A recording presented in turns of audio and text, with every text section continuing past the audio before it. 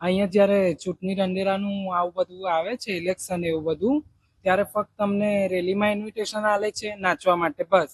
એના સિવાય આગળ તમને કોઈ પૂછતું નહીં. અમારે પાણીની બહુ સમસ્યા છે. પાણીનું એટલું ખરાબ પાણી આવે છે કે ડ્રેનેજનું પાણી છે કે પીવાનું પાણી છે એ જ ખબર નહીં પડતી.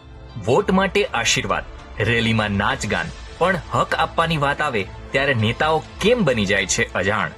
આ છે સુરતના કિન્નર સમાજની કરુણ દાસ્તા.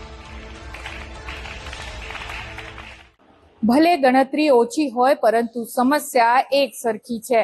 સુરતના અલગ અલગ વિસ્તારમાં રહેતા કિન્નર સમાજના લોકો હાલ ચૂંટણી આવતા જ ખૂબ જ નારાજ છે, કારણ કે તેમની ઘણી બધી માંગણીઓ અત્યાર સુધી પૂર્ણ થઈ નથી.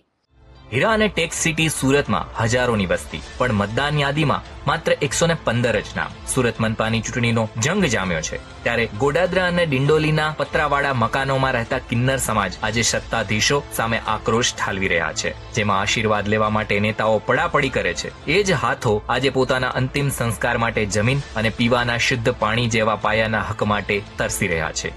ભાસ્કરની ટીમ જ્યારે વોર્ડ નંબર 26માં પહોંચી ત્યારે રાજકીય પક્ષોની ઉદાસીનતાની પોલ ખુલી ગઈ.